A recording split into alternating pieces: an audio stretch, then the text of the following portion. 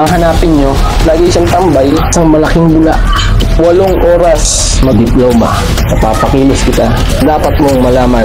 Usaping diploma o diskarte. Pag natapos mo ang video to, napakalaking tulong sa inyo to.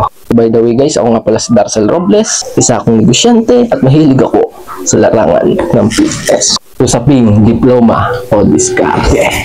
Pero bago yan, kwento ko muna sa inyo. Kuya ko dati, sobrang na-addict sa computer shop ko. 8 oras mag-computer yung kayang-kaya nun, maning-mani. Na-addict. Dumating pa nga sa puntong galing na galing ako sa laro niya dun. Kaya pati ako, addict din sa computer games eh. So kinatagalan, nagka-problema. Sobrang addict niya sa pag-online games na yun.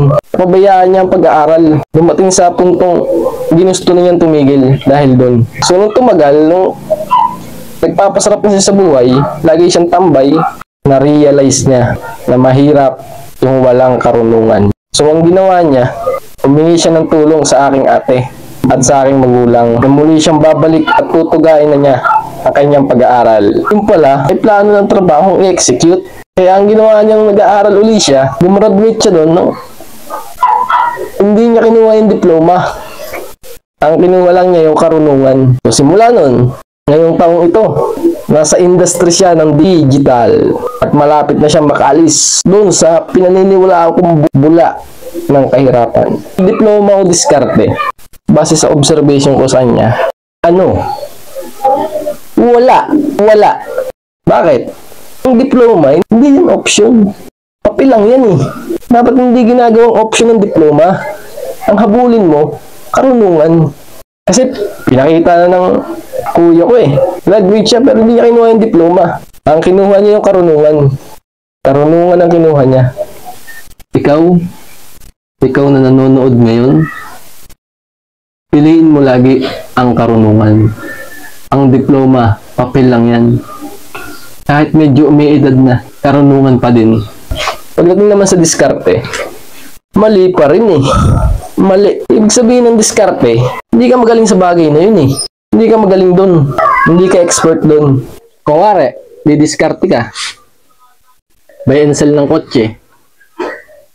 Ay hindi ka talaga magaling sa bagay na yun. Dumidiskarte ka lang eh. Pantawid gutom lang ginagawa mo eh. Ang hanapin nyo, yung bagay na pinagkaloob sa inyo ng Panginoon. Ito yung tips para mahanap mo yung bagay na pinagkaloob sa inyo ng Diyos. Unang hint, yung bagay na sobrang dali sa'yo, na pambihira, hirap na hirap ang iba. Bagay na willing magbayad ng mga tao para gawin mo yung bagay na yun, yun na. Pag-igihan mo na yun. Kuya ko, pinag-igihan niya yung computer, digital industry. Pinag-igihan niya na kahit 8 hours, kayang-kaya niyang gawin yun. So, bakit nga ba ginagawa to ng kapatid ko, ng kuya ko? Kasi alam niya yung hirap na maging mahirap. Paniniwala ko sa kahirapan na yan. Yan ay parang isang malaking bula. Sobrang hirap lumabas. Kaya kung parehas tayo ng paniniwala, samahan mo ko. Sama-sama tayo, sanib pwersa tayo, na alisan niyang malaking bula ng kahirapan. Para malaman kung nandiyan ka, subscribe ka sa aking FB page, Mr. Cha, Gym Republic. Yan ang mahalagang bagay na dapat mong malaman sa usaping diploma o diskarte. Kaya kung ikaw, iniisip mo, huli ka na, hindi totoo yun. Kasi kung iisipin mo, yung kuya ko tumigil dati yun. Nag-aksaya din ng panahon yun. Tumigil, naging tambay, madaming taon ang inaksaya nun. Siya yung nagpatunay na kayang-kaya magbago ang buhay. Gawin natin siyang inspirasyon na kayang-kaya lumabas sa kahirapan na yan. Alam kong nagustuhan mo ang video to. Like mo na yan.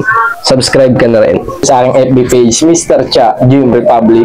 So nga pala, nagtuturo ang kuya ko ng kanyang expertise digital. Kung gusto mong pumasok, maging magaling sa digital. Kung gusto mong kumita din ng malaking pera doon, turuan ka niya one-on-one. Kaso nga lang, wala nang libre ngayon.